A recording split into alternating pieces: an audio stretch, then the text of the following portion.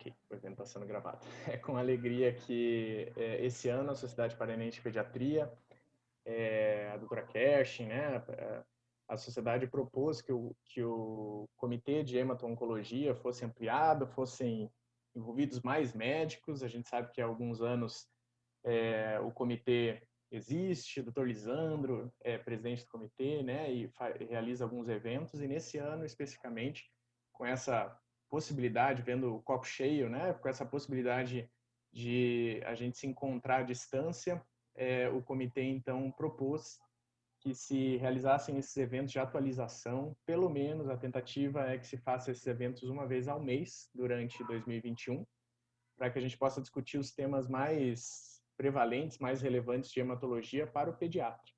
Eu fico muito feliz com a presença de todos aqui, vejo alguns amigos aí na sala, e que a gente possa ter um bom tempo de atualização e de discussão desses temas que são atuais e muito importantes. Durante as apresentações, a gente vai desabilitar a possibilidade de abrir o microfone para que a apresentação possa ocorrer tranquilamente. E aí, se alguém tiver alguma pergunta, pode mandar pelo chat ou no momento que for oportuno no final da apresentação. Tá certo, doutora Ana? Obrigada, Tiago, pela apresentação inicial. Então, boa noite a todos, sejam muito bem-vindos a nossas duas palestras que nós teremos hoje. E é um prazer estar aqui, então, com todos vocês, tá? E, então, hoje nós teremos uma apresentação, a primeira apresentação será do Dr. Ítalo Oliveira, que ele é médico, graduado pela Universidade Federal da Bahia, foi nosso residente no Hospital Pequeno Príncipe, e na época, quando foi para fazer o TCC, ele me pediu uma sugestão, eu dei a sugestão, eu fiquei super feliz que ele aceitou, e ele fez assim, um trabalho espetacular, por isso então ele foi convidado para dar essa palestra, e na sequência com a apresentação de casos, que foi justamente o TCC dele. Então, ele vai falar sobre a síndrome hemofagocítica, o diagnóstico e também a apresentação de série de casos. Ele terá em torno de 25 a 30 minutos e depois a gente abre, então, para as perguntas. Olá, boa noite a todos. Em primeiro lugar, eu queria agradecer à Sociedade Paranaense de Pediatria pelo convite, em especial a doutora Lu Valdez e minha querida orientadora, a doutora Ana. Cumprimentar a doutora Márcia, que honra e que responsabilidade iniciar os trabalhos antes da senhora, antes da sua apresentação. E hoje a gente vai comentar um pouco, começando então essa atualização em hematologia da Sociedade Paranaense de Pediatria, a gente vai falar especificamente de síndrome hemofagocítica, que foi o tema do meu trabalho de conclusão de residência, minha linha de pesquisa durante a pediatria, e aí a gente vai trabalhar especificamente sobre as questões de conceitos, diagnósticos, qual seria o tratamento, e no final a gente vai apresentar uma série de casos aqui do Paraná, que acabou sendo a maior série de casos exclusivamente pediátrica que a gente tem notícia aqui no Brasil. É super importante esse espaço de educação em saúde, levando em consideração para o pediatra geral, uma vez que, apesar de que a síndrome hemofagocítica é algo raro, é super importante porque o pediatra que está na emergência, o pediatra que faz enfermaria ou então nas unidades de terapia intensiva, justamente são os que vão ter contato inicial com esses pacientes, e pensar na hipótese de síndrome hemofagocítica faz com que o diagnóstico seja mais precoce e que a gente tenha um tratamento mais precoce e, por consequência, desfechos um pouco melhores. A apresentação está dividida, eu só passar aqui. A apresentação está dividida em algumas partes. Primeiro, a gente vai falar sobre a definição da síndrome hemofagocítica, passando pela patogênese e classificação, quais são os critérios diagnósticos propostos pela Sociedade Internacional de Histiocytose, qual é o tratamento, prognóstico, e no final a gente vai pincelar um pouco sobre a série de casos que a gente conseguiu apresentar. Antes da gente falar especificamente de tratamento e de diagnóstico, é necessário definir síndrome hemofagocítica. E durante muito tempo, a própria definição da síndrome foi algo meio que controverso. Mas hoje já se sabe que síndrome hemofagocítica compreende-se uma alteração, um conjunto de sinais e sintomas clínico-laboratoriais que são responsáveis por uma hiperativação imune, porém ineficaz, por uma desregulação da relação entre, principalmente, macrófagos e alguns subtipos específicos de células linfocitárias, o que faz com que a gente tenha uma cascata inflamatória bastante agressiva, porém ineficaz, com a liberação de muitos componentes pró-inflamatórios e de citocinas que vão causar as lesões multissistêmicas, que são características da síndrome. A síndrome hemofagocítica ela foi descrita inicialmente na metade do século passado por pediatras que verificaram que existiam algumas crianças, principalmente crianças menores de 1 ano, que evoluíam de uma forma muito desfavorável a algum componente pressuposto infeccioso ou inflamatório. E aí foi verificado, durante essa investigação inicial, que existia um componente familiar importante, que crianças da mesma família, às vezes na primeira infância, menores de 1 ano, acabavam morrendo de uma forma bastante semelhante de grave. Levando em consideração isso, ao longo desses 70 anos, a Sociedade Internacional de Histocitose ela vem trabalhando em propostas de diagnóstico mais precoce e de tratamento, que é que a gente vai comentar aqui. A síndrome ela é potencialmente fatal, ela tem uma letalidade, infelizmente, ainda alta. E só para a gente conversar um pouco, síndrome hemofagocítica é sinônimo de linfohistocitose hemofagocítica. Então, talvez, durante a apresentação, eu trabalhe com os dois termos, mas eles são sinônimos. Existe uma condição específica da reumatologia, que é a síndrome de ativação macrofágica, que vai ser o tema da próxima sessão com a doutora Márcia, especificamente em pacientes que apresentam alguma condição reumatológica de base, que aí a gente tem critérios diagnósticos, inclusive de tratamento e prognóstico um pouco diferentes, daí uma sessão separada para ela. Só que antes da gente começar, eu vou pincelar um pouco sobre a patogênese. Vale a pena a gente relembrar que a gente tem 2 principais tipos de imunidade, a imunidade inata e a imunidade adaptativa. A imunidade inata é aquela de resposta rápida, em que a gente tem desde lesões, desde barreiras físicas mesmo, até as células principais da corrente sanguínea. Então, basófilos, eosinófilos, neutrófilos, existem as células dendríticas, que são as células apressadoras de antígeno, e os macrófagos, que são uma diferenciação dos monócitos nos tecidos. Os macrófagos, eles são responsáveis pela fagocitose daquele componente, daquele antígeno, que ainda vai ser avaliado pelo organismo, e a partir daí, ao mesmo tempo, existe um grupo subespecializado de células, normalmente linfócitos B e T, que vão fazer uma produção da resposta imune adaptativa, que é uma resposta um pouco mais lenta, com a produção de anticorpos, porém mais específica para o antígeno em questão, e as células de memória CD4 e CD8.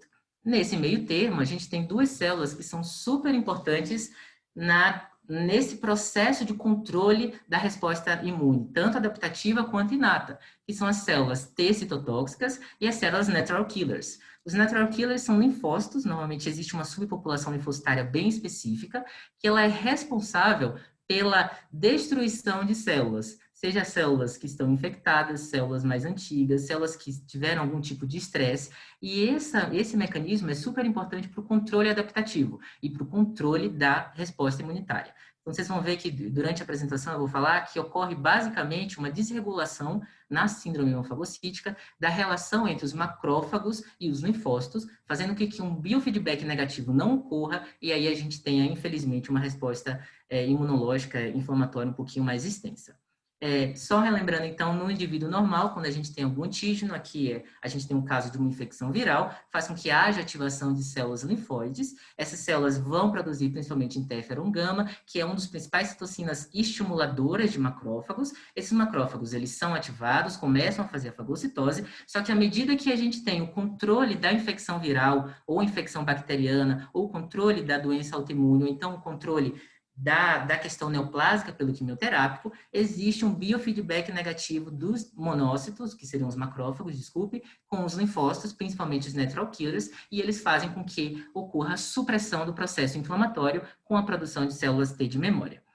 No indivíduo que tenha síndrome hemofagocítica, por algum motivo, seja ele uma descompensação idiopática, que a gente não sabe direito especificamente a suscetibilidade, ou seja, por uma alteração gênica específica nesse processo de citotoxicidade, esse biofeedback não ocorre. Então, ocorre um ciclo vicioso de uma ativação macrofágica, que faz com que, por sua vez, ativem-se mais linfócitos T reativos. Esses linfócitos, junto com os macrófagos, vão produzir uma cascata de interleucinas e de outros mecanismos pós-inflamatórios que vão fazer a infiltração celular e toda a destruição tecidual que é caracterizada na síndrome. A síndrome hemofagocítica ela pode ser dividida em 2 grandes grupos de classificação.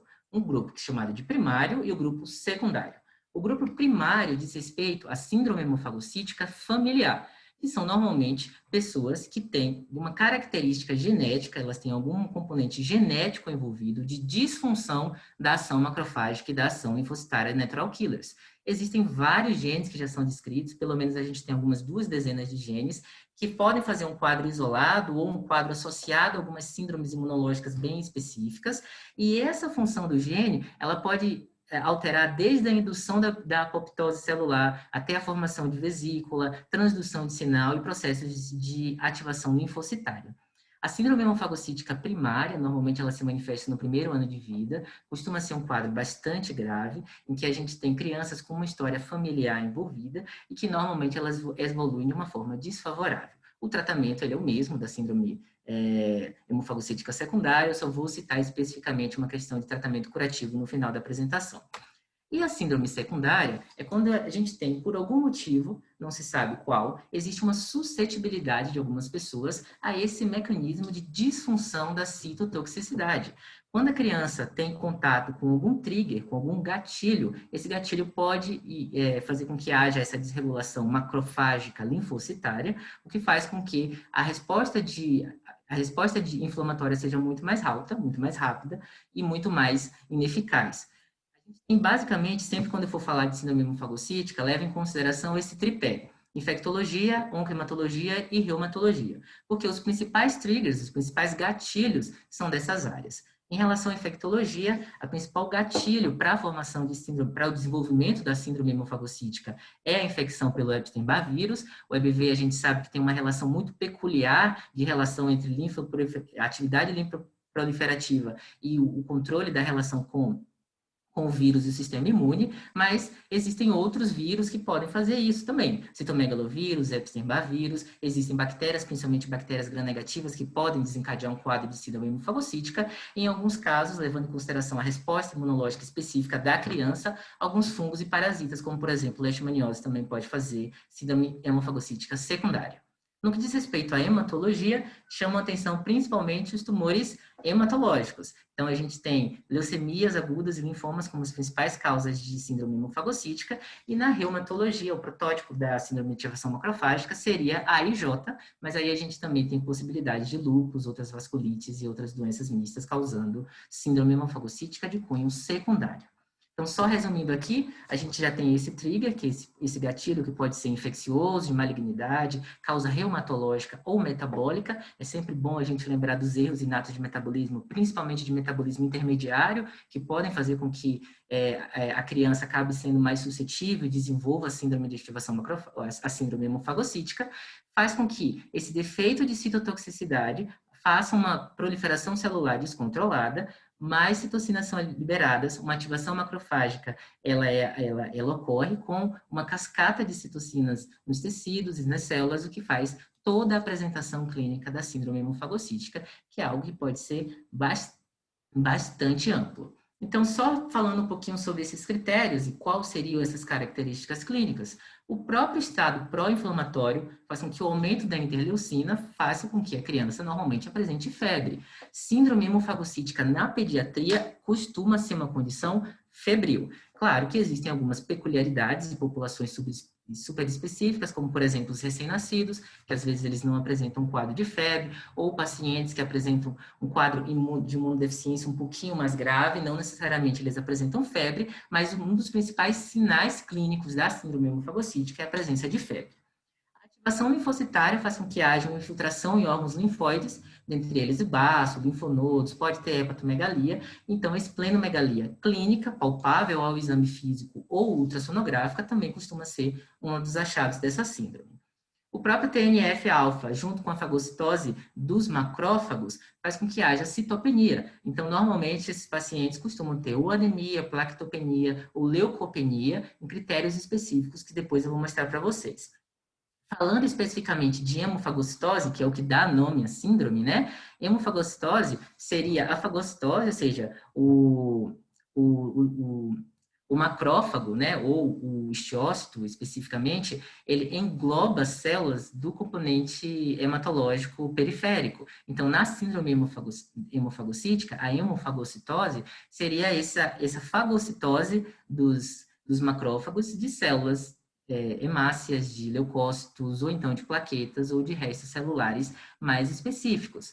A síndrome hemofagocítica, a gente consegue ver a hemofagocitose através da biópsia ou do aspirado, tanto de medula óssea quanto também de órgãos linfóides, só que vale a pena a gente ressaltar que ela não é patognomônica da síndrome. A gente tem outras condições, como, por exemplo, sepse grave, algumas doenças oncológicas específicas, em que a gente tem hemofagocitose e não necessariamente a criança tem síndrome hemofagocítica, certo? E o contrário também é verdadeiro. Você não necessariamente precisa ter síndrome hemofagocítica para dar o diagnóstico de... Você não precisa necessariamente ter hemofagocitose, desculpa, para dar o diagnóstico de síndrome hemofagocítica. O TNF-alfa faz com que haja uma inibição da lipoproteína lipase, então esses pacientes às vezes apresentam hipertrigliceridemia. O INF-alfa com ativação macrofágica faz com que haja uma hiperferritinemia, lembrando que o macrófago é uma das principais células, junto com o hepatócito, envolvido nesse metabolismo de ferro e da ferritina, então os pacientes costumam apresentar ferritina bem alta.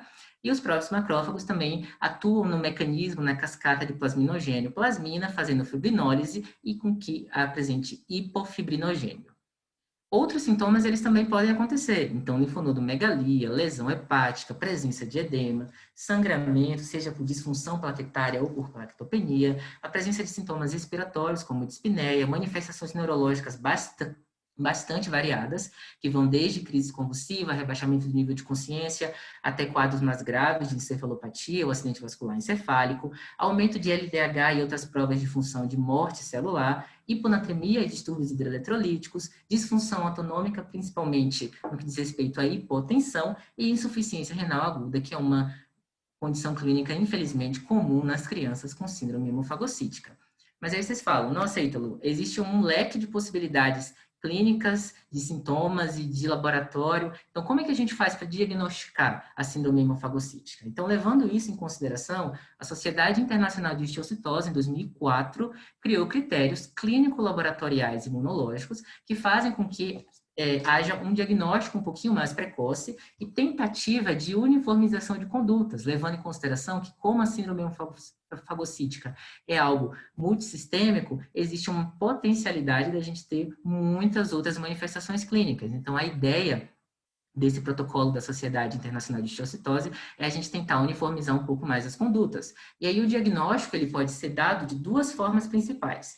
A primeira forma seria um diagnóstico molecular compatível com linfostistose hemofagocítica ou com síndrome hemofagocítica, já que são sinônimos, né? Então, lembrem que no slide anterior eu mostrei uma série de genes que estão envolvidos. Então, se você tem um diagnóstico molecular disponível na sua rede de saúde e você pode fazer o diagnóstico de síndrome hemofagocítica dessas crianças, ou o que a gente mais utiliza na prática, que é a presença de pelo menos 5 dos 8 critérios a seguir. A síndrome hemofagocítica é uma condição bastante grave, então hoje em dia, principalmente nos últimos anos, não necessariamente a gente precisa esperar a presença dos 5 critérios que eu vou citar para vocês para iniciar o tratamento.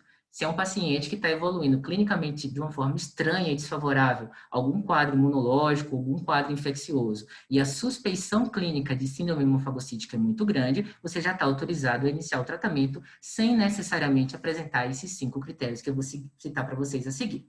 Quais são eles? A gente tem critérios clínicos, critérios laboratoriais e critérios imunológicos. Os critérios clínicos são a presença de febre. Aqui tem uma definição de febre acima de 38,5, mas os últimos protocolos não necessariamente trabalham com o valor de temperatura, nem com o tempo de febre. O outro fator clínico é a presença de esplenomegalia, seja ela palpável ao exame físico ou com algum exame ultrassonográfico ou exame de imagem.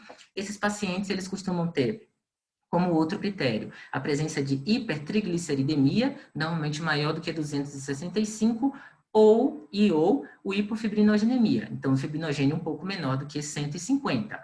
Pelo menos 2 citopenias, e aí a citopenia ela é definida, isso varia de acordo com a faixa etária da criança, mas retirando-se a população neonatal, os valores de referência seriam hemoglobina menor do que 9, plaquetas menores do que 100.000, ou neutrófilos menores do que 1.000, lembrando que para isso valer como critério, a gente precisa ter pelo menos bicitopenia ou pancitopenia, uma ferritina maior do que 500, e aí normalmente nesses casos a ferritina costuma estar bem alta e é um fator prognóstico e de acompanhamento importante da atividade, da atividade inflamatória dessa criança, e a gente tem por fim dois critérios, que são critérios laboratoriais, critérios imunológicos que não são acessíveis, assim, de uma forma geral no dia a dia do nosso sistema único de saúde, nem de algumas emergências específicas, mas que seriam, caso possível, a dosagem da atividade de células natural killer baixa ou ausente, através de um método imunocromatográfico, ou então a presença de um CD25 solúvel,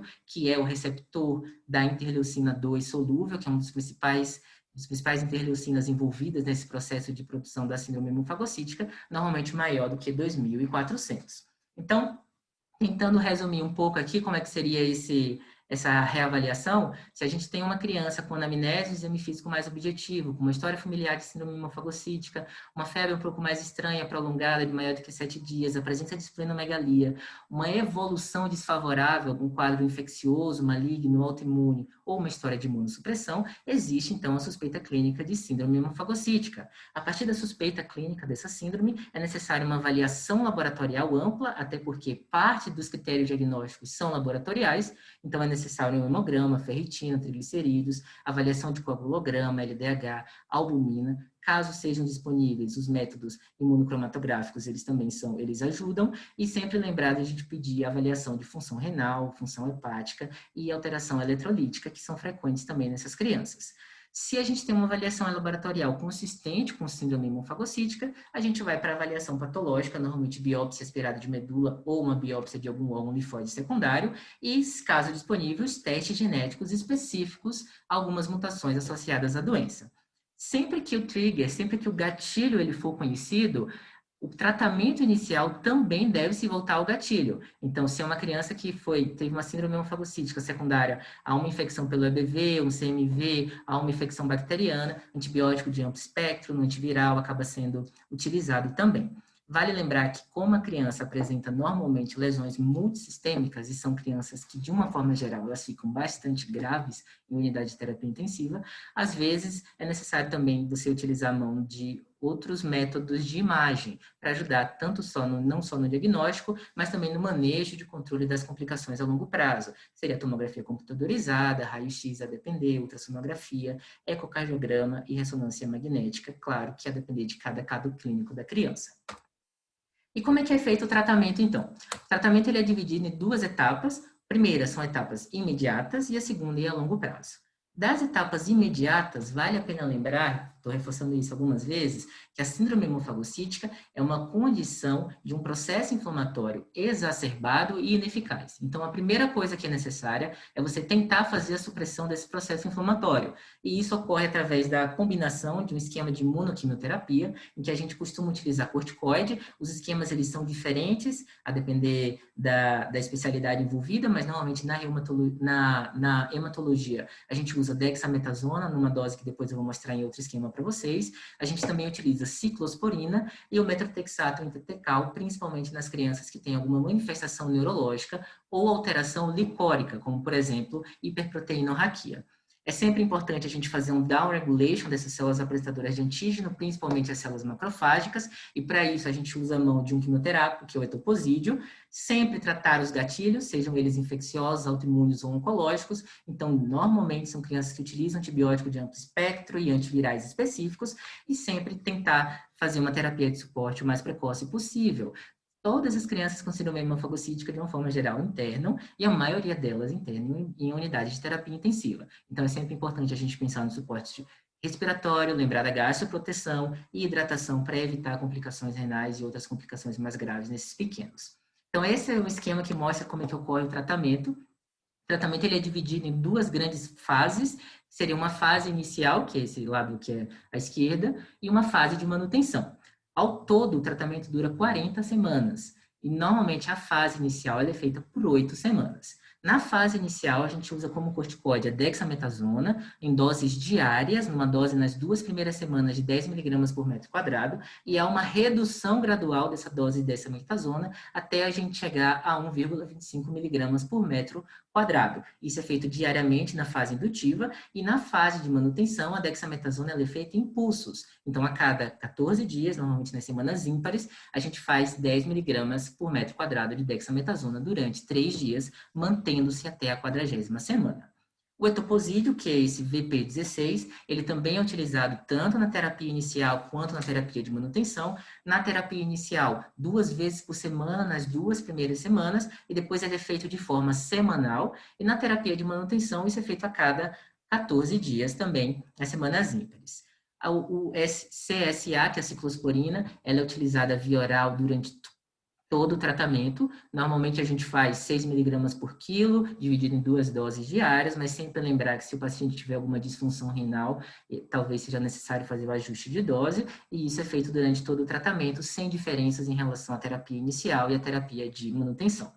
E nos pacientes que apresentam complicações neurológicas, a gente acaba utilizando o metrotexato intratecal em doses específicas, de acordo com a idade e o peso da criança, junto com o corticoide também, mas é feito a partir da 3ª semana até a 7ª semana na fase indutiva. Então, esse é o tratamento proposto pela Sociedade Internacional de Histiocytose, o tratamento agudo, que dura 40 semanas, então não seria tão agudo assim, mas seria o tratamento da síndrome hemofagocítica no ponto de vista pediátrico, tá? E a longo prazo, o tratamento curativo, ele é o transplante alogênico de medula óssea. Então, o TMO, ele está indicado em 5 situações específicas. A primeira situação seria uma história familiar. Então, sempre quando você tem casos primários, você tem um defeito genético, a chance de recidiva é muito alta, e normalmente as crianças acabam com a história familiar e os casos primários tendo complicações muito mais graves. Então, é uma indicação sem questionamento do transplante alogênico de medula óssea. Quando a criança tem uma má resposta ao tratamento de indução, que foram aquelas 8 primeiras semanas, principalmente essa má resposta avaliada através de manifestações clínicas ainda frequentes ou alterações laboratoriais ainda sugestivas de um processo inflamatório mais exacerbado, como, por exemplo, uma ferritina mais alta. Também é critério de você fazer o transplante alogênico, sempre que você tem doença do sistema nervoso central ou a presença de recidiva, e sempre que você tem uma neoplasia como causadora, como trigger daquela suscetibilidade para a síndrome hemofagocítica. Então, se a síndrome hemofagocítica foi secundária a algum tumor, esses pacientes também têm indicação de realizar o transplante alogênico de medula óssea, tá?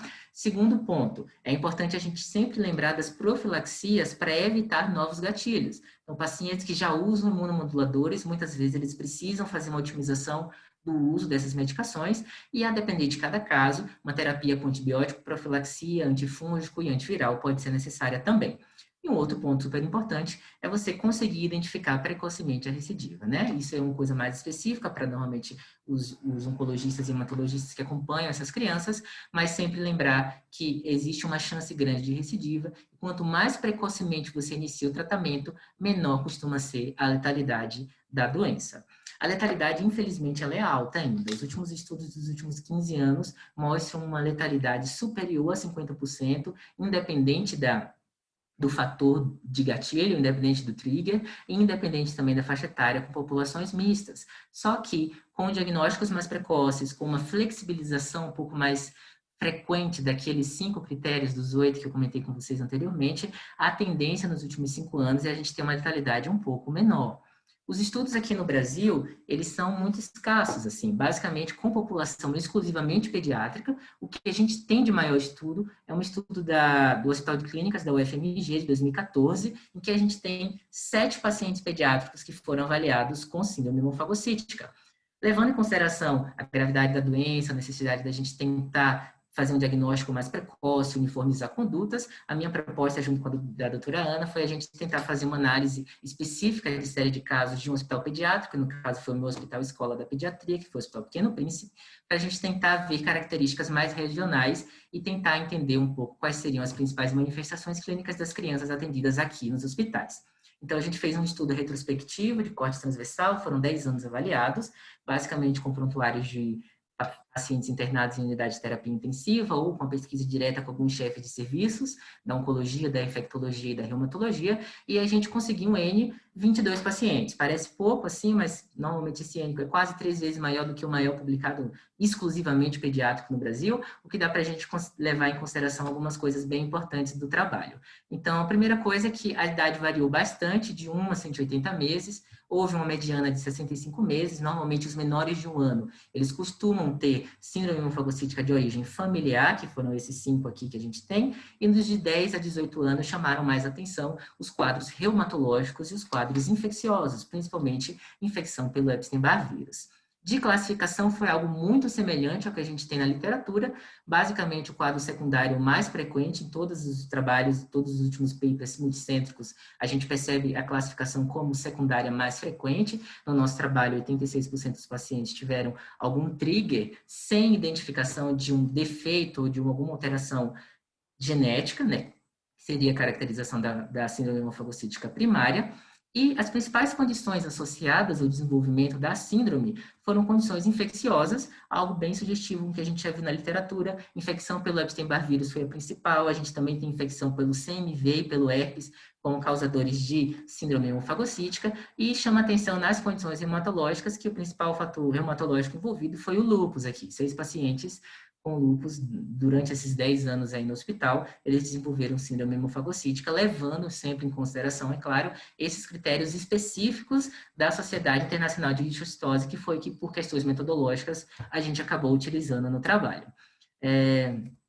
O tempo de febre variou bastante, de 1 até 90 dias. Esse de 90 dias foi de um quadro de leishmaniose visceral, que protozoários e parasitas, de uma forma geral, também são uma causa importante de síndrome hemofagocítica em criança, e praticamente todos tiveram febre. A gente só teve um paciente que não teve febre, que foi justamente um RN, que, como eu comentei anteriormente, os RNs eles têm características clínicas um pouco diferentes do resto da pediatria, e não necessariamente a febre está presente nesses casos.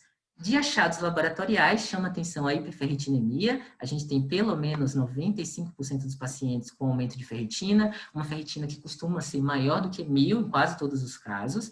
E de associação de bicitopenia, a mais importante foi a anemia, com 90%, com a plaquetopenia, 95%. Nem todos os pacientes foram submetidos ao aspirado de medula ou a biópsia de medula, né? Mas 18 pacientes foram submetidos dos 22, e desses, metade tinham hemofagocitose, metade não tinha. E para você ver que não necessariamente, apesar de ter uma relação muito próxima da presença de hemofagocitose com a síndrome hemofagocítica, não necessariamente você precisa desse critério para ter o diagnóstico da condição clínica, certo? E das medulas que tinham hemofagocitose, o padrão mais comum, que é bem característico também de outros trabalhos internacionais, é uma medula óssea hipocelular em quase 90% dos casos, com porcentagem de todos esses critérios que eu falei para vocês, muito semelhantes ao principal estudo internacional, que foi esse da Sociedade Internacional de Leucocitose, em 2004, em que a gente teve um N com 369 pacientes, não só pediátricos, de pelo menos 25 países diferentes, mas a gente acaba tendo características clínicas e porcentagens de uma forma bem semelhante. Uma coisa que eu queria ressaltar também é que todos os pacientes do nosso estudo que morreram, eles tinham ferritina maior do que 1.500, então só reforçando a necessidade de identificar a ferritina não só como marcador de atividade de doença, mas também como avaliação terapêutica, de resposta terapêutica, e como questão prognóstica também. Em relação ao envolvimento multissistêmico, vou só passar uma pincelada rápida. A gente teve alteração neurológica em 3/4 dos pacientes, principalmente crise convulsiva, foi o mais frequente, 40% deles, mas também a gente teve rebaixamento de nível de consciência, acidente vascular cerebral, dentre outros. Alteração hepática, mais presente em mais de quase 90% dos casos, desde hepatomegalia até insuficiência hepática aguda. A lesão pulmonar esteve presente em 40% dos pacientes, seja ela sob a forma de pneumonite, de derrame pleural, e a lesão pulmonar teve uma relação muito forte, assim, estatisticamente significante com o óbito. Então, normalmente, pacientes com lesão pulmonar aguda morreram mais do que os pacientes que não tiveram lesão pulmonar aguda, e chama atenção especificamente na pediatria o acometimento renal. 63% dos casos tiveram alteração renal, sendo que desses, 31% evoluíram para insuficiência renal aguda com necessidade de terapia substitutiva renal, seja ela hemodiafiltração, hemodiálise ou diálise peritoneal, que é um valor percentual bastante mais alto do que a gente vê descrito em outros casos. O acometimento renal normalmente descrito de 15% a 20% no máximo dos pacientes, só que normalmente são populações mistas de adultos e não só de crianças, e existem pouquíssimos dados com casuística exclusivamente pediátrica em relação à avaliação renal e à síndrome hemofagocítica. O tratamento foi basicamente o que a gente tinha comentado anteriormente, antibiótico terapia de amplo espectro todos os pacientes, corticoterapia, etoposídeo, ciclosporino também foram utilizados, alguns pacientes fizeram uso da imunoglobulina e o transplante halogênico de medula óssea também foi feito em alguns poucos pacientes. Em relação ao desfecho, infelizmente também foi bem semelhante ao que a gente encontra na literatura, 59% dos nossos pacientes morreram por síndrome hemofagocítica, com uma letalidade alta de quase 60% dos casos. Eu não sei se eu passei muito tempo, se eu passei, me desculpem, mas eu só queria levar como consideração final dessa apresentação que a síndrome hemofagocítica ela deve ser considerada uma urgência pediátrica e sempre é importante a gente pensar, apesar dela ser rara, é importante a gente pensar naqueles casos especificamente de pacientes que chegam na emergência, que estão evoluindo na UTI ou na enfermaria de uma forma muito desfavorável a algum quadro infeccioso ou imunológico e novos estudos nacionais, de preferência multicêntricos, prospectivos, eles precisam ser realizados, né, para que a gente consiga uniformizar condutas, principalmente levando em consideração as características reais do nosso sistema único de saúde, com a criação de protocolos mais nacionais que permitam com que a gente tenha diagnósticos mais precoces, melhores desfechos e menos consequências a longo prazo para os nossos pequenos. É isso, muito obrigado pela atenção. Acabou aqui a apresentação. Se alguém quiser comentar alguma coisa, não sei como que... Parabéns, Ítalo. Foi espetacular essa apresentação e a gente abre agora, então, para as perguntas.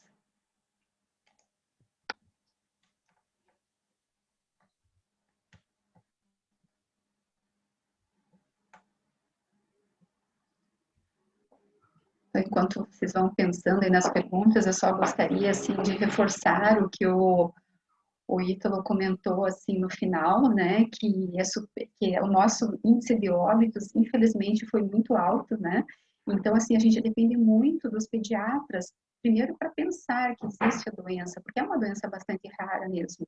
Muitas vezes, até uma criança com uma septicemia pode ser confundida também com uma síndrome hemofagocítica.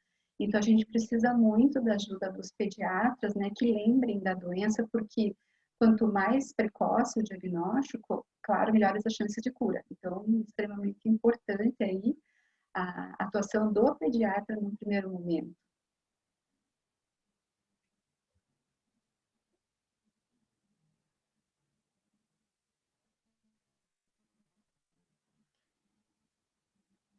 Em relação aos tratamentos, então, o Ítalo apresentou muito bem o protocolo que nós temos usado mais recentemente, que é esse protocolo que foi proposto pela Sociedade Internacional de Histocitose, que é o 2004. Entretanto, se vocês forem até pesquisar pelo UpToDate, tem um hematologista que é o Dr. McFlane, que ele é um dos maiores experts também em doenças histocitárias, ele tem vários trabalhos publicados, ele trabalha no, se não me engano, de Houston, e assim, ele na verdade, atualmente ele nem está usando esse 2004, ele está usando o de 94, e ele coloca algumas, assim, situações um pouquinho diferentes até desse protocolo. Por exemplo, ele não gosta de usar a ciclosporina, tá? Porque a ciclosporina é uma droga importante, realmente, mas o que ele coloca? Que essas crianças, elas têm um risco aumentado para desenvolver aquela PRES, que é aquela encefalopatia posterior reversível. Então, na verdade, ele não recomenda, né? Então, para vocês verem como existem realmente diferenças de linhas de tratamento, de acordo com a experiência de cada profissional, de cada serviço.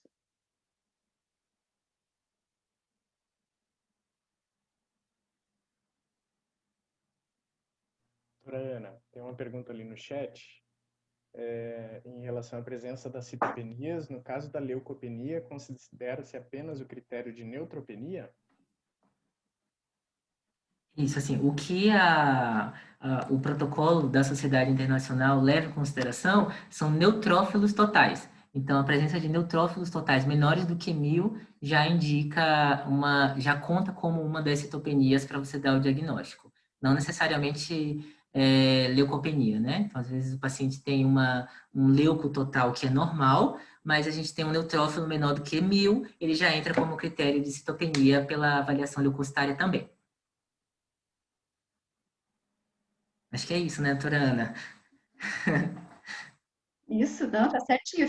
Eu fiquei bem quietinha aqui, mas você explicou bem. É isso mesmo, neutropenia é um dos critérios Abaixo de 1000, isso mesmo.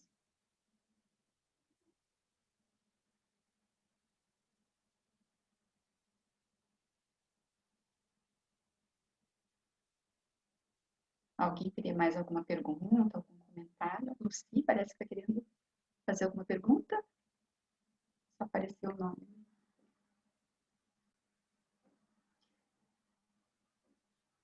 Bom, então, nós passamos agora para a segunda apresentação.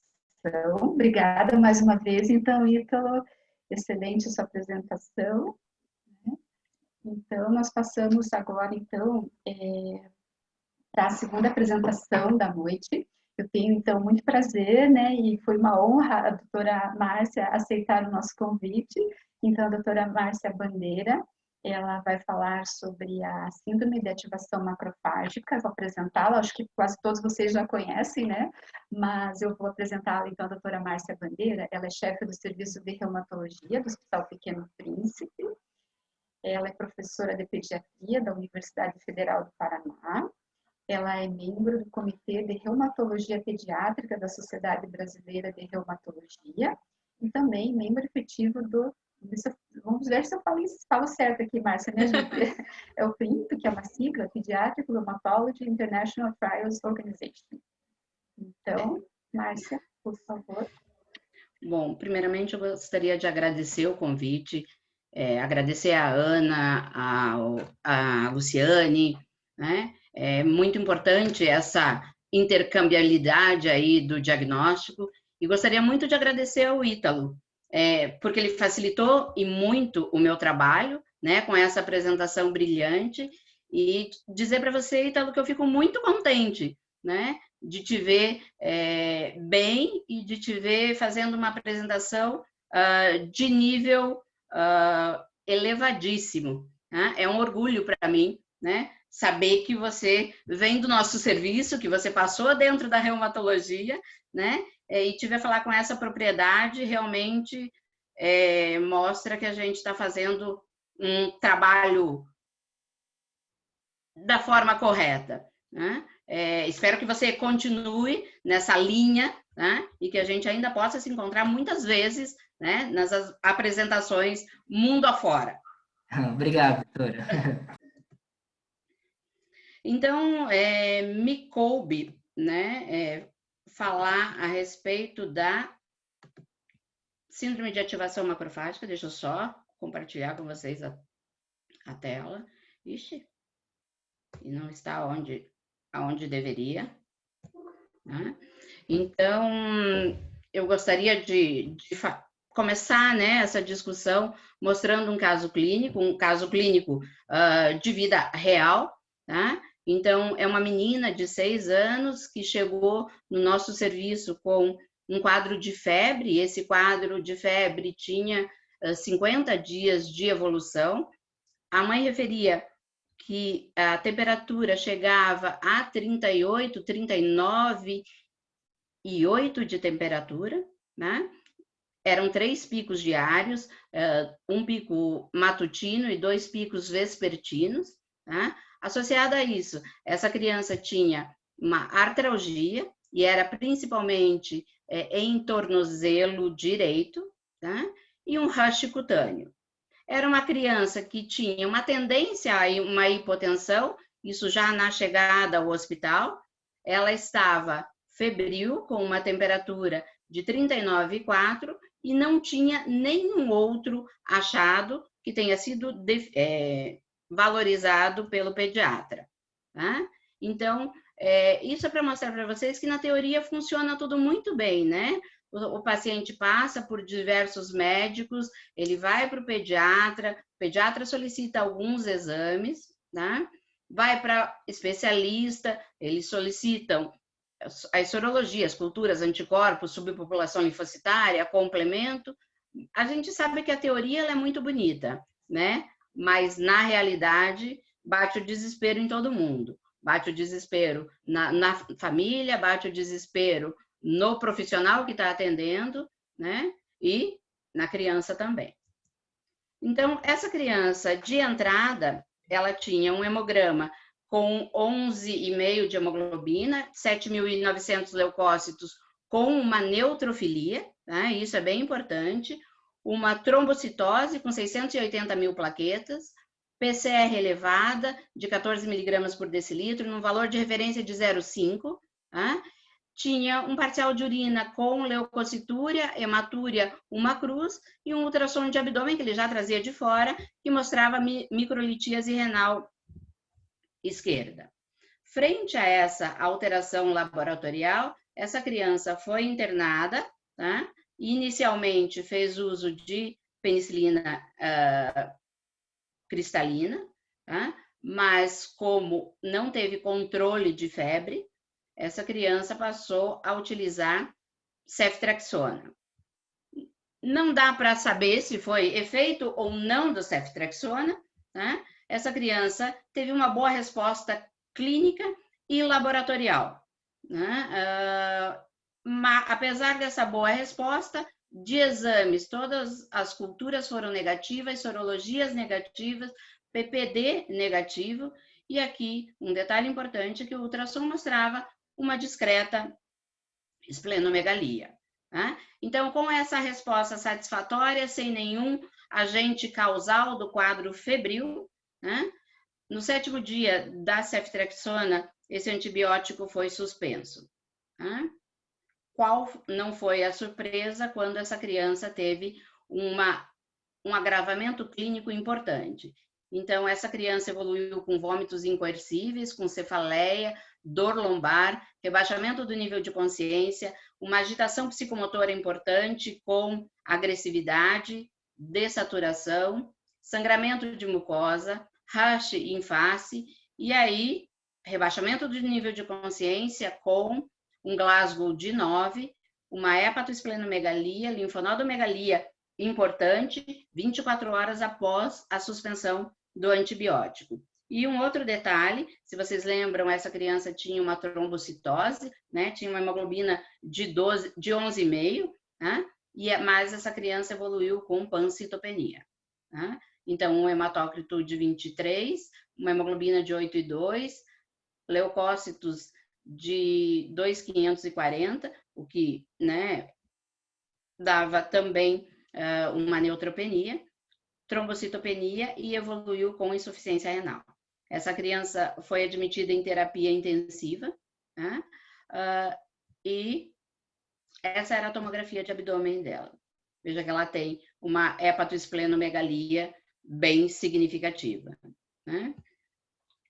Como a gente está em um hospital terciário e a gente pensa, né, de forma diferente, a primeira hipótese diagnóstica dessa criança foi de síndrome de ativação macrofágica, tá? Uma vez que os quadros infecciosos todos tinham sido excluídos, né?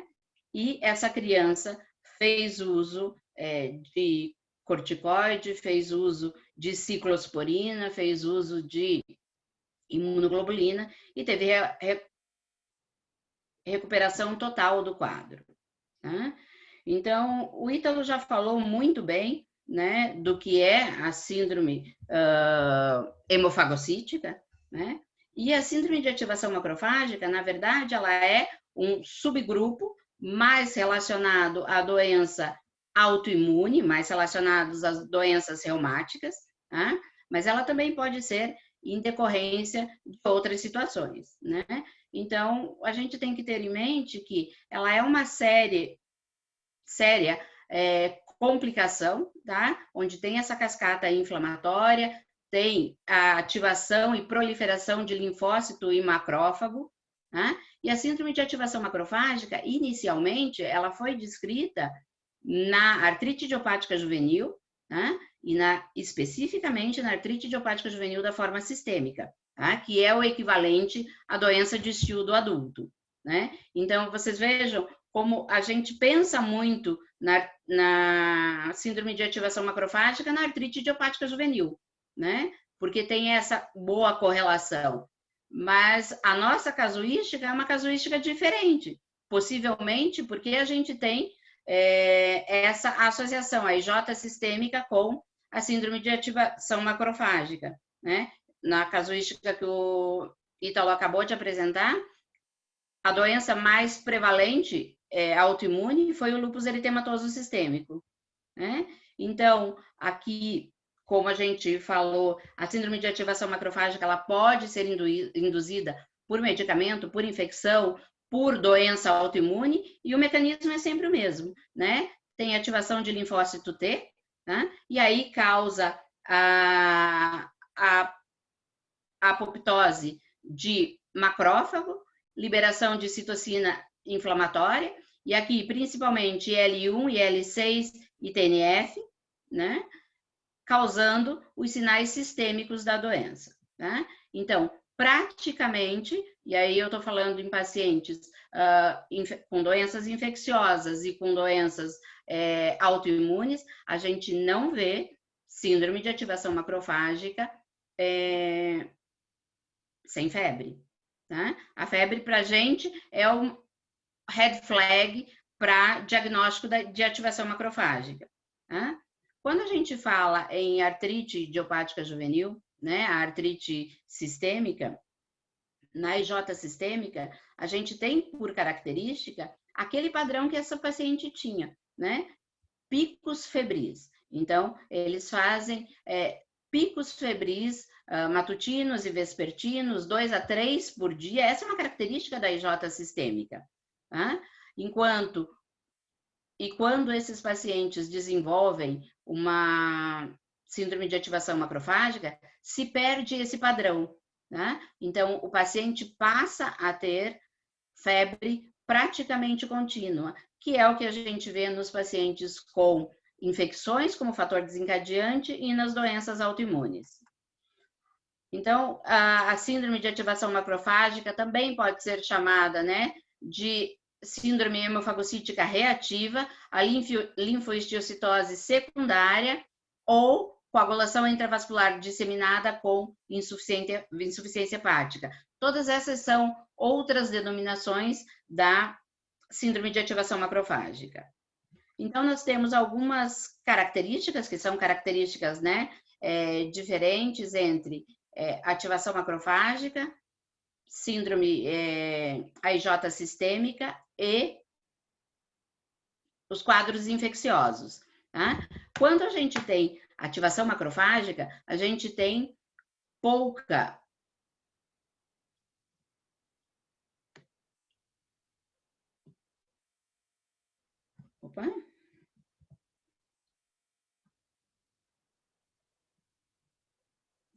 Quando a gente tem a ativação macrofágica, a gente tem uma febre que é mais contínua, enquanto o padrão da febre da IJ, ele é diferente. Com relação ao rush, a gente vai ver o rush daquele paciente, né, daquela paciente que eu falei para vocês, ele é um rush evanescente na artrite, ele é normalmente associado ao quadro febril, então é um rush que ele é intermitente, que ele piora quando esse paciente tem febre, tá? Quando o paciente tem febre, ele piora o rush. Na artrite idiopática juvenil sistêmica, a gente vê bastante serosite, mas tem algumas alterações laboratoriais que são bem importantes, né? Enquanto na IJ sistêmica eu tenho uma leucocitose com neutrofilia, né? Na síndrome de ativação macrofágica, na síndrome de ativação macrofágica, a gente tem o contrário, né? A gente tem leucopenia com neutropenia. Na IJ, a hemoglobina, normalmente, ela é normal, ou no máximo, uma hemoglobina, uma anemia de doença crônica, né? Enquanto na trombocitopênica, na síndrome de ativação macrofágica, a gente tem um valor muito menor, e aqui é o grande diferencial para gente reumatologista, né? Eu preciso saber se o meu paciente ele está com uma síndrome de ativação macrofágica ou se é só atividade de doença, né? Nesses pacientes, o VHS é algo marcante, né? Então, pelo comprometimento hepático e por alteração, né, de todo o metabolismo hepático, o paciente com síndrome de ativação macrofágica, ele tem um VHS baixo ou um VHS em queda quando comparado, né, ao VHS anterior daquele paciente que já tem o diagnóstico de artrite idiopática juvenil. Então, esse é um detalhe importante. VHS, para a gente, em ativação macrofágica, é um dos melhores exames, principalmente naquele paciente que a gente já vem em segmento. Tá? Um outro detalhe, a IJ sistêmica, ela cursa obrigatoriamente, tanto que quando a gente vai avaliar um paciente com suspeita de IJ sistêmica, a gente faz duas perguntas, né? Quanto que é a plaqueta e quanto que é a ferritina. Porque a IJ sistêmica cursa com trombocitose, que era o que esse paciente tinha lá no início, né? E ele cursa também com hiperferritinemia. Né? Então, acho que as grandes diferenças, plaqueta, né? E VHS, para a gente diferenciar aqui especificamente o paciente com artrite idiopática juvenil da forma sistêmica e síndrome de ativação macrofágica. Então, como o Ítalo bem falou, a síndrome hemofagocítica ou ativação macrofágica, ela pode ser desencadeada, né, por alguns agentes infecciosos, então varicela, hepatite A, EBV, que sem sombra de dúvida é o mais prevalente na faixa etária pediátrica, tá? E Coxsackie do tipo B. Algumas terapias também podem ser causas de desencadeamento de uma síndrome de ativação macrofágica. Hoje em dia a gente não utiliza mais ouro, tá? Mas a gente utiliza muito metrexato. Então, apesar do metrexato ser utilizado para o tratamento, existem inúmeros relatos de pacientes usando metrexato que desenvolveram síndrome de ativação macrofágica. Mas aqui tem um dado interessante, que é a temporalidade. Né? Normalmente, o paciente que desenvolve síndrome de ativação macrofágica pelo metrexato, ele é uma síndrome que aparece nas primeiras 72 horas do uso da medicação. Né? Então, na reumato que a gente usa metrexato semanal, não deu tempo desse paciente fazer a segunda dose. Tá? Ele vai desenvolver ativação macrofágica já após a primeira dose, tá? Como se fosse uma reação de hipersensibilidade.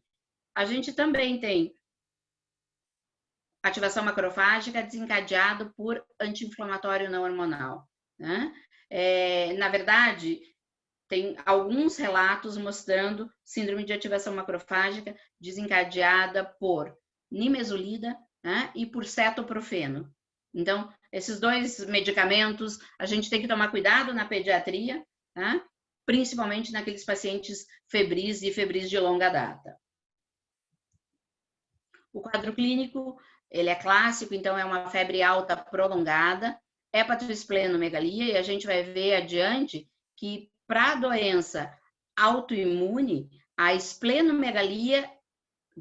hepatomegalia é mais importante que a esplenomegalia. Tá? Então, os pacientes fazem sangramentos pelas alterações de coagulação, adenomegalia, os exantemas. Se tiver comprometimento hepático importante, vai fazer icterícia, tá? Insuficiência hepática, coma, CIVD e falência múltipla de órgãos. Tá? Então, é um quadro potencialmente fatal e um quadro que, às vezes, é muito difícil para o reumatologista diferenciar de atividade de doença, de atividade de lúpus, de atividade de artrite idiopática juvenil, né? Então, se a gente pensar no lúpus, o lúpus é a doença das penias, então, no diagnóstico e na evolução, eles vão ter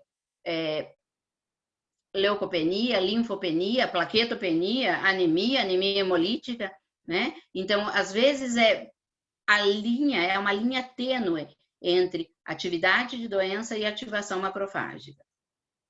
Então, aqui, né, esse é o rush reumatoide, tá? Esse é o rush característico da artrite idiopática juvenil, ele é um rush assalmonado, né? Ele compromete normalmente raiz de membros, então aqui coxas bem comprometidas, às vezes com sinais de escarificação, tá? Enquanto que no paciente com ativação macrofágica, esse rush, ele se torna um rush persistente, tá? Ele lembra muito um quadro de infecção viral, porque ele é um rush disseminado, como esse daqui, né? Você vê que essa criança, ela tem as alterações de membro, né? Então, o Rush em região proximal de membros, mas tem uma eritrodermia importante em tronco, então é um Rush mais disseminado.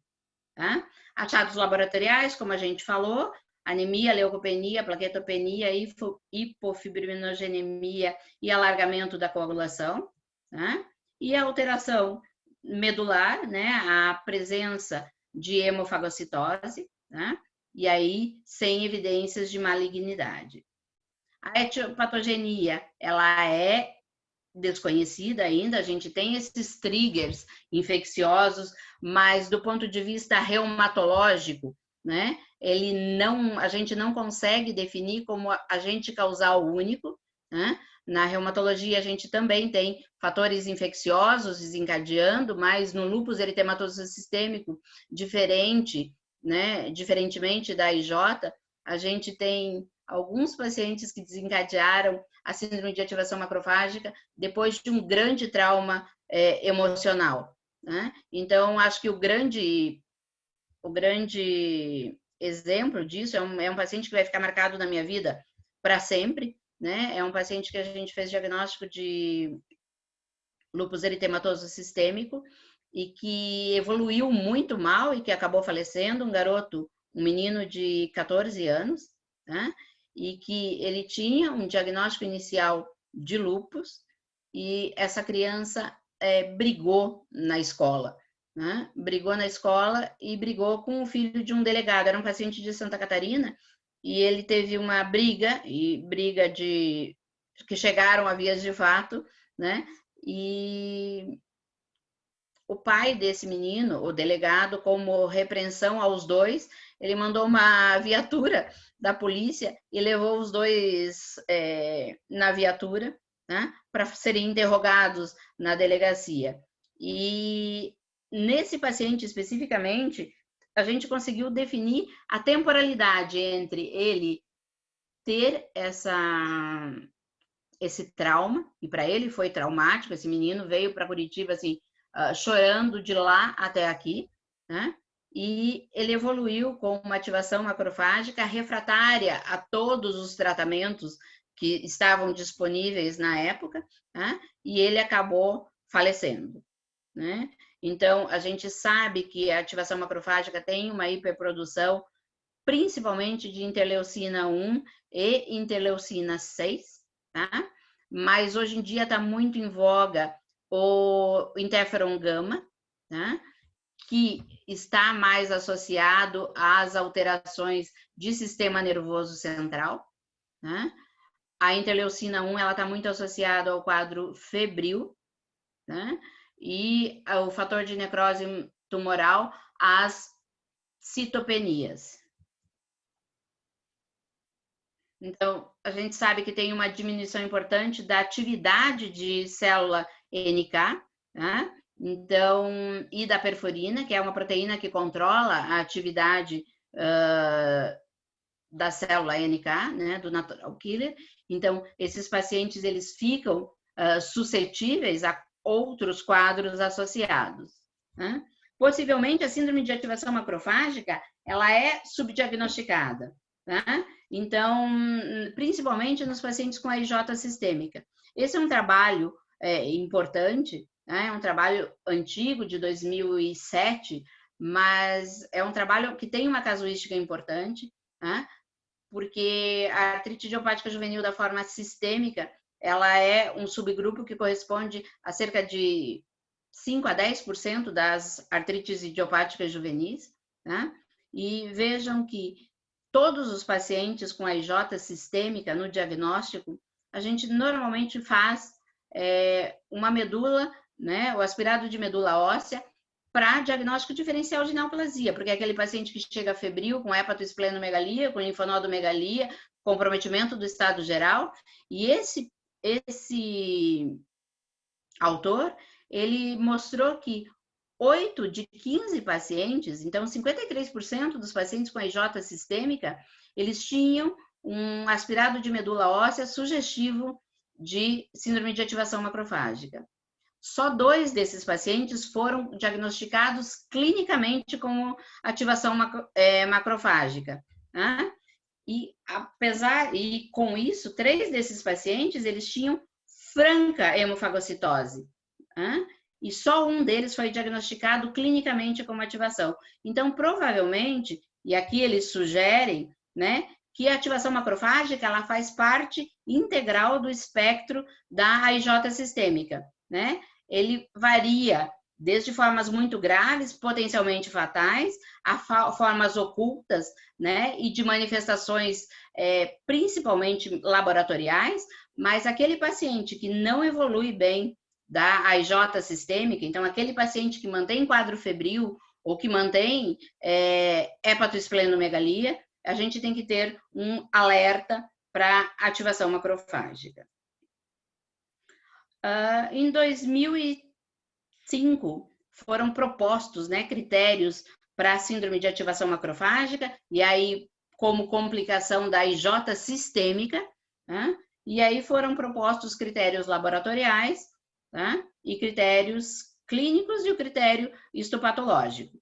Para a gente fazer diagnóstico da ativação macrofágica na IJ sistêmica naquela época, eu deveria ter 2 critérios, tá, dos 4 laboratoriais e um critério clínico, tá? Então, o que acontecia? Eu teria que ter 2 desses 4, tá? Ou um critério clínico e um critério laboratorial. E vejam que o critério clínico, naquela época, era hemorragia, alteração de sistema nervoso central. E aqui, olha, vejam que interessante. O Ítalo falou muito em esplenomegalia, mas na IJ, né, nas doenças autoimunes, o diagnóstico clínico, o critério clínico, é feito por hepatomegalia, tá? Maior do que 3 centímetros. E o critério histopatológico, que é a hemofagocitose da medula óssea. Tá?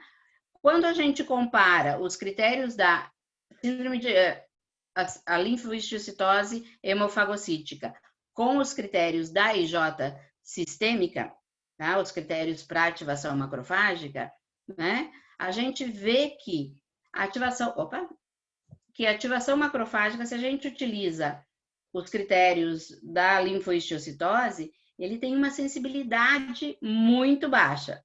Tá? A especificidade é alta, mas a sensibilidade é muito baixa. Tá?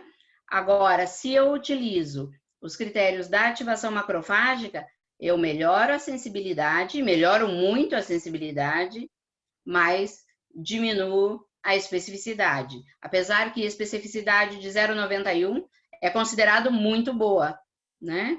Então, frente a isso, em 2012, né, teve uma proposta de novos critérios, tá? Então, foi um painel de especialistas, deixa eu só pegar aqui, né?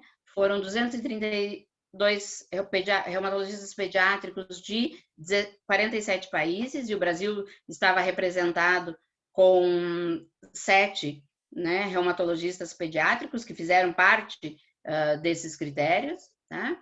E aí a gente vem para os novos critérios, e são critérios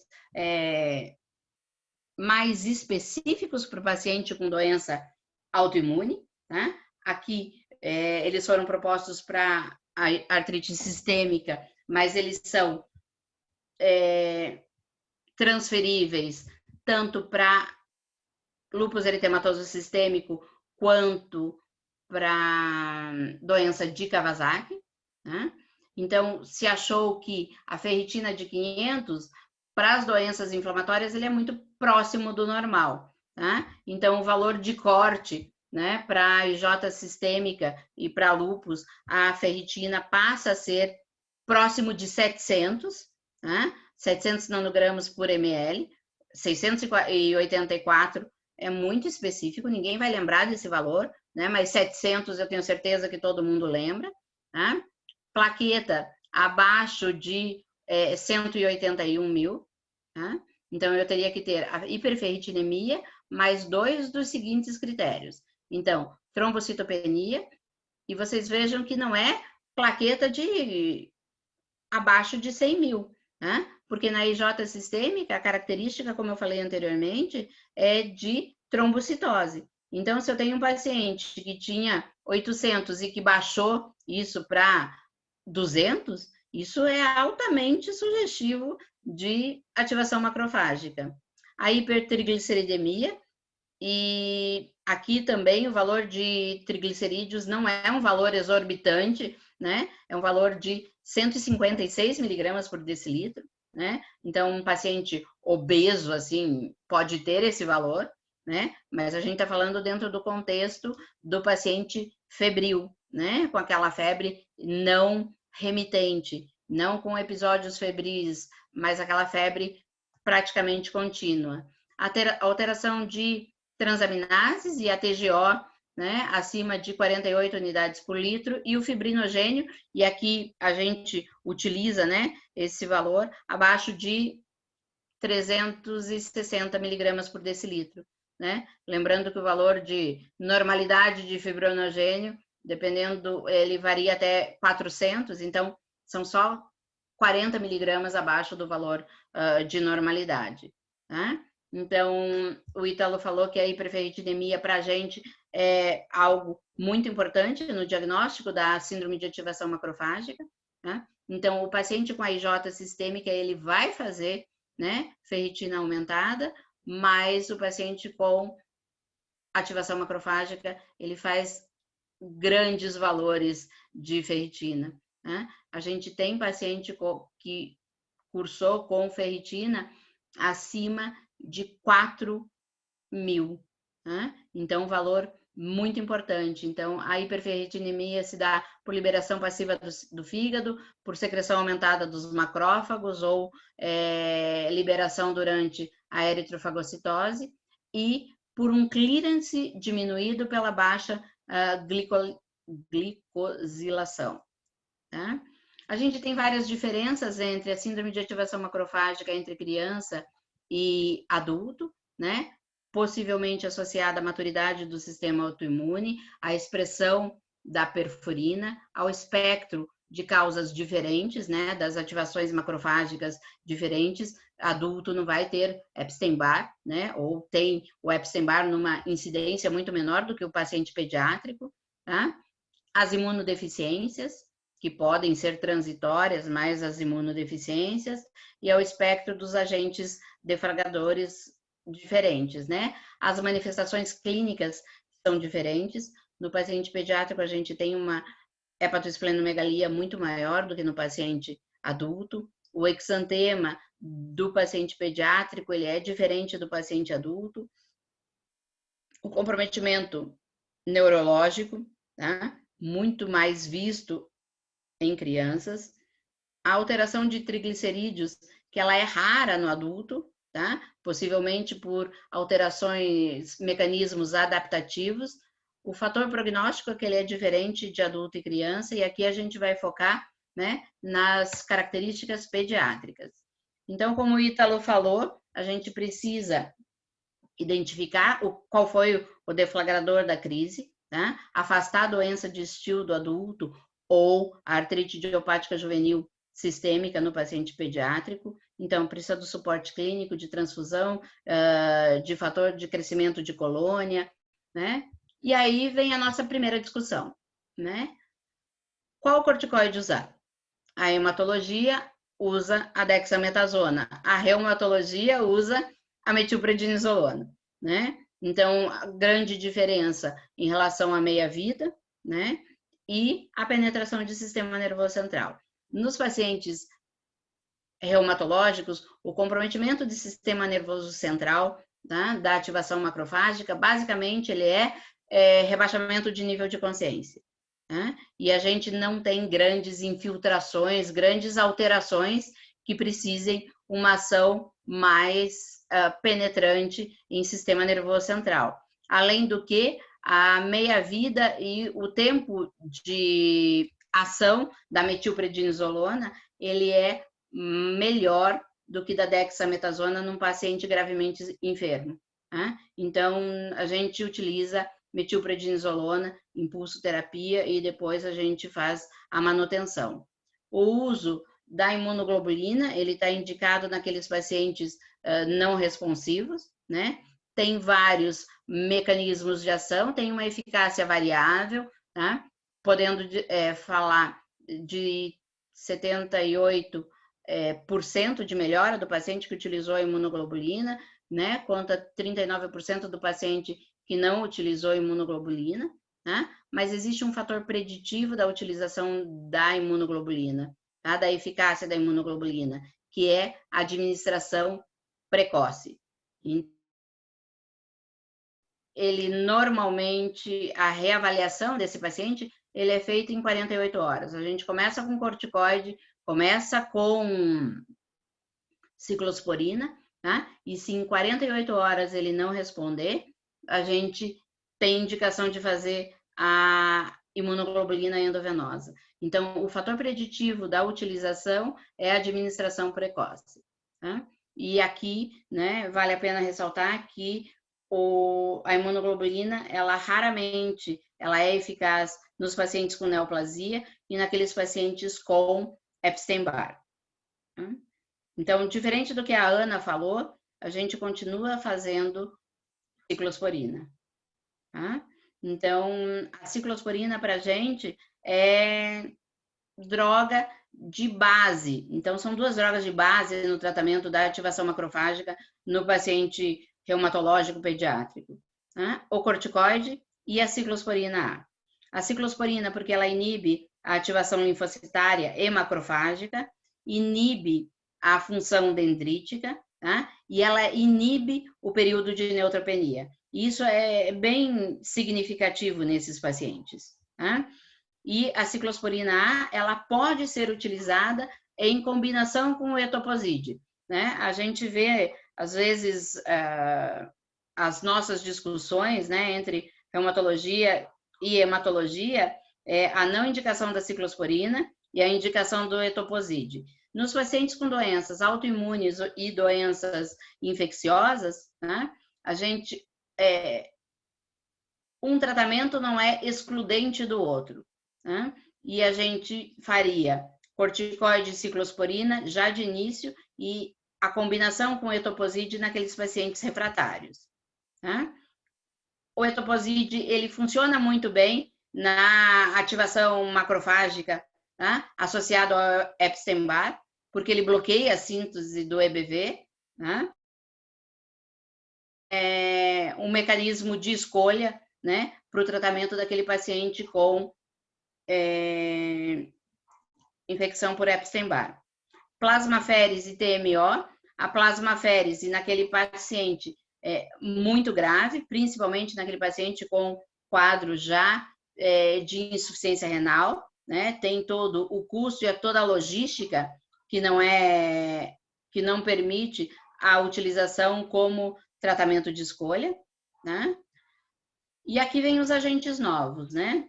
Então, anti-TNF, a gente utiliza nos pacientes com ativação macrofágica com um componente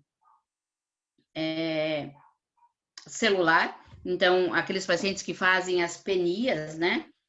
O anti-TNF pode ser utilizado após a falha, a corticoide e imunoglobulina e ciclosporina, né? Preferencialmente, não anticorpo monoclonal, mas o inibidor de proteína, né? Então, a gente prefere a utilização do etanercept à utilização de adalimumab ou infliximab, porque eles têm um maior potencial imunogênico, né? Então, a alteração celular feita pelo anti-TNF, pelo anticorpo monoclonal, ele é maior, né?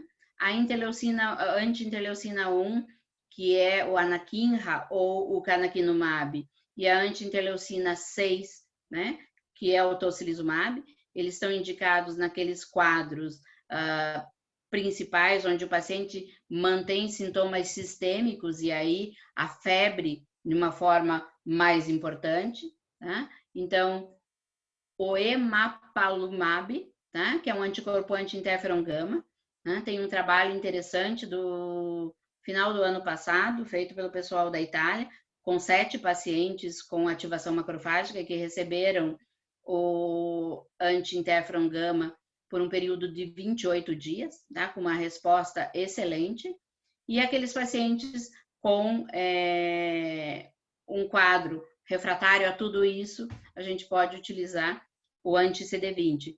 O anti-CD20, né, que é o rituximab, a gente tem um pouquinho mais de restrição, porque ele vai depletar linfócito B, né, e consequentemente, a longo prazo, a produção de imunoglobulina também fica comprometida de forma importante. A gente está falando de paciente pediátrico. Então, basicamente, o tratamento ele consiste em pulsoterapia, com metilprednisolona 30 miligramas por quilo, 3 dias consecutivos, 3 a 5 dias, dependendo da gravidade, seguidos por 2 a 3 miligramas quilo da metilprednisolona em dose fracionada, porque a dose fracionada você potencializa o efeito anti-inflamatório da medicação.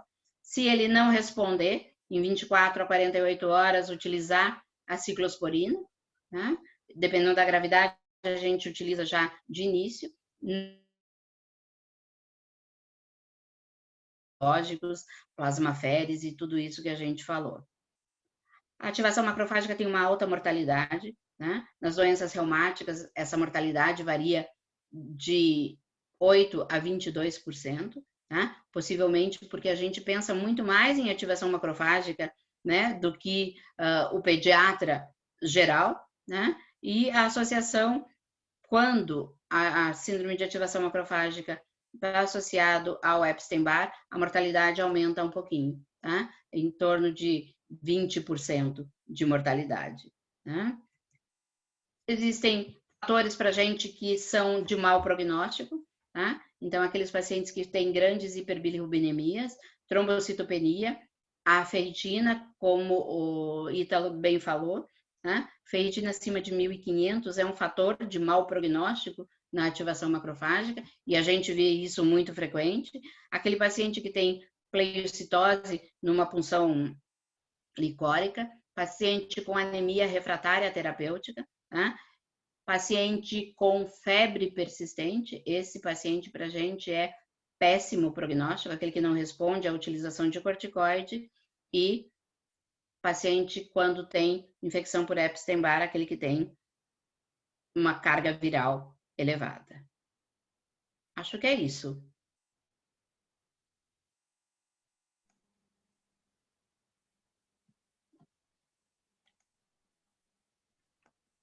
Ana? Muito obrigada, Márcia, pela sua excelente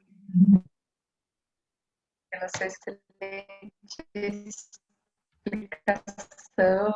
A aula foi extremamente importante, porque você deixou bem evidente assim, muitas diferenças, né, desde o diagnóstico, os critérios, bem como o tratamento. Então, agora nós abrimos para as perguntas.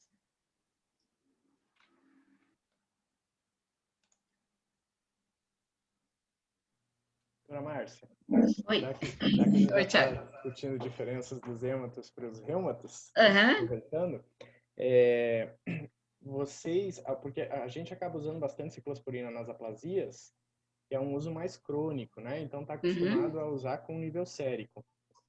Na síndrome de ativação macrofágica, quando vocês usam ciclosporina, vocês chegam a utilizar nível sérico? Vocês não veem intoxicação por ciclosporina? Não, a gente não vê intoxicação, tá? Assim, de rotina, a gente utiliza por 90 dias, né, até a recuperação, porque são recuperações mais rápidas, tá?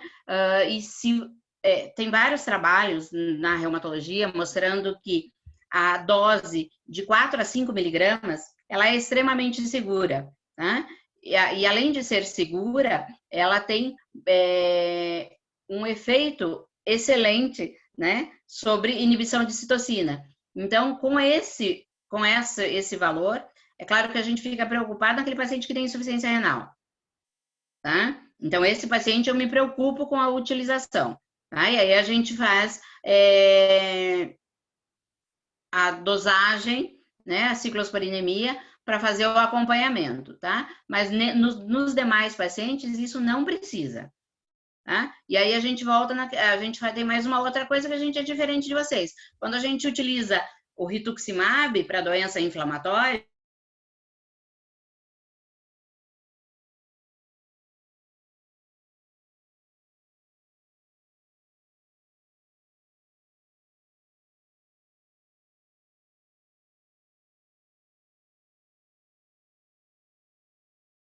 controle da doença. Desculpa, falhou para mim quando você começou a falar Oi. do rituximab, não sei se falhou para todo mundo também. Então, o que a gente fala, o que o rituximab, vocês pedem o CD19 para controle para indicar tratamento. Né? A gente não, o retratamento ele é a cada 6 meses até controle da doença, tá? Com linfócito baixo, com linfócito alto, né? Ciclosporina é exatamente a mesma coisa. A partir do momento que eu tenho o controle da doença, né? A gente começa a retirada.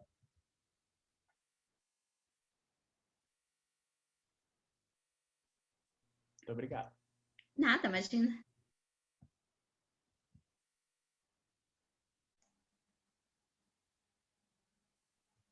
Então, eu vou aproveitar para perguntar o gancho ali, aproveitando o gancho com o Thiago, você falou, né, Márcia, sobre o rituximab, né? Então, assim, eu queria saber se nos seus pacientes, assim, na tua experiência, aqueles pacientes com a doença reumatológica que também tiveram associado o IBV, se você fez uso também do rituximab especificamente nesses casos? Não, Ana, eu não tenho, a gente não tem casuística, né, para ter utilizado o rituximab associado a IBV, porque a gente normalmente vê ativação macrofágica associada à atividade de doença, né, e não ao gatilho infeccioso, né? Então a gente usa até que bastante o rituximab para atividade de doença, né? E eu vou falar para você que para ativação macrofágica especificamente, a gente utilizou só em uma paciente, tá?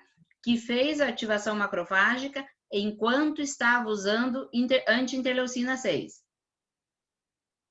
Né? Então, é assim, a gente sabe que a anti-interleucina 6 é tratamento para a doença, né? Mas nessa paciente especificamente, ela tinha uma IJ sistêmica, estava usando anti-IL6 e mesmo assim fez uma ativação macrofágica. Essa paciente foi para rituximab, tá? Mas não tinha nenhum gatilho infeccioso.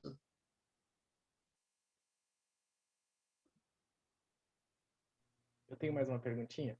Para a Diga. doutora Ana e para a doutora Márcia.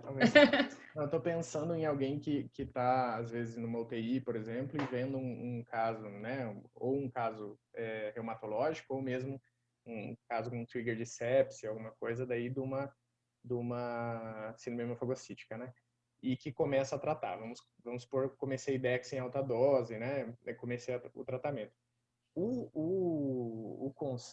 trabalho, o protocolo de síndrome hemofagocítica, a indicação da imunoglobulina no início é um pouco para evitar as infecções virais na sequência, né? O que está escrito lá. E daí essa é a minha pergunta, que se é realmente uma complicação visível desses pacientes que ficam 2, 3 semanas com corticoides, se eles fazem infecções virais graves a ponto de que vocês recomendam o uso dessa dose de imunoglobulina antes do uso do corticoide crônico, que é o que está escrito no protocolo, ou se não é uma coisa tão assim importante, dá para começar corticoide mesmo e isso não vai ser um problema. Bom, eu vou falar da parte reumatológica, tá? E aí a Ana fala especificamente dos pacientes reumatológicos. Em relação ao uso de corticoide, Tiago, a gente não vê infecção viral grave, né? E a gente utiliza, a Reumato utiliza corticoide em dose boa, né? 30 miligramas de metilprednisolona por quilo, né? E de seguida é uma dose alta, né? E a gente não vê essa correlação com infecção, tá? Pelo menos não nesses pacientes graves, tá? A gente tem uma correlação interessante com uma dose de corticoide oral, um maior risco de infecção, mas não com esses pacientes potencialmente fatais. E o uso da imunoglobulina, ele é muito mais visando retirar imunocomplexo circulante, tá? Numa ação imunomoduladora, do que preventiva para a infecção.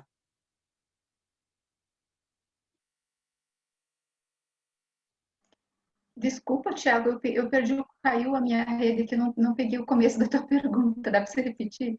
Doutora Ana, é mais aquela informação do protocolo, o Ítalo, não sei também, o Ítalo tá com a câmera fechada, né?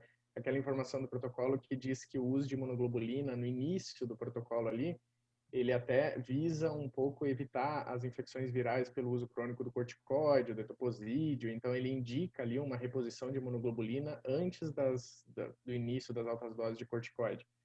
E a gente, assim, não, a doutora Márcia está respondendo pela reumato, que não vê tanto essas infecções virais graves pelo uso, e era mais uma pergunta daí na hemofagocítica, se a senhora costuma ver na sequência esses pacientes fazendo infecções virais mais graves. Estou pensando no manejo do paciente que não está assistido pelo hematologista, né, que vai aí começar um corticoide para tratar uma hemofagocítica numa UTI, se precisaria dessa dose de imunoglobulina inicial ou se daria para fazer corticoide mesmo. Então, o protocolo, ele, na verdade, ele já é antigo, né, de 2004, e, assim, estão sendo feitas atualizações. Então, assim, até o último encontro que eu participei, tem sido usado já de rotina a imunoglobulina, já no início do tratamento, que eles fazem uma dose de 500, o ideal é 500 miligramas por quilo, e o ideal é você repetir uma vez por mês, porque existe realmente um risco aumentado nesses pacientes em desenvolverem mais infecções em função do corticoide mesmo. Ela está sendo adequado aos poucos, né? E isso realmente já foi colocado como uma indicação mesmo. Tiago, só para falar, quando a gente fala em imunoglobulina, a reumato fala, né, em imunoglobulina para o tratamento, a gente não está falando em dose de reposição, a gente está falando em dose de tratamento, 2 gramas por quilo, tá? Então, talvez aí seja a diferença, né? Porque quando a gente fala que eles não têm um quadro infeccioso maior e que eles não têm indicação de fazer imunoglobulina, né, preventiva, a gente está falando de 2 gramas por quilo dose, tá? E aí o uso da imunoglobulina como reposição para imunodeficiência, isso vai depender dos achados. Aí a gente precisa da subpopulação linfocitária. Na reumatologia a gente funciona assim, tá?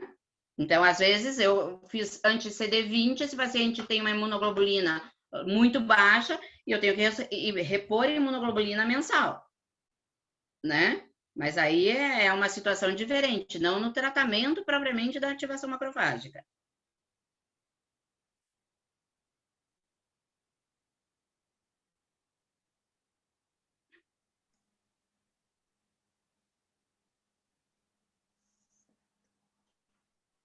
Mais alguma pergunta? Então, eu gostaria de agradecer mais uma vez ao Vitor, à Márcia, pela disposição, pelas brilhantes apresentações, pela presença de todos também. Eu só gostaria de reforçar, então, que amanhã teremos 2 apresentações que são bem importantes. Então, a primeira vai ser com o Dr. Paulo Ramos, que é o chefe da UTI pediátrica lá do Hospital Pequeno Príncipe, e ele vai falar sobre síndrome inflamatória multissistêmica associada à COVID. Inclusive, eu já assisti essa aula dele, é espetacular, então eu recomendo para todos mesmo. E depois, na sequência, a doutora Gabriela Kuzma, ela é residente, está terminando a residência lá, e ela vai apresentar alguns casos, então, assim, associados ao COVID. Então, eu super recomendo, né, para que todos assistam amanhã essas 2 palestras. Márcia, quer comentar alguma coisa mais?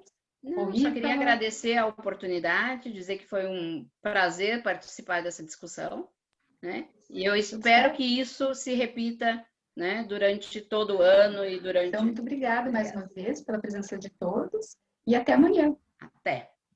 É. Tchau. Tchau, tchau.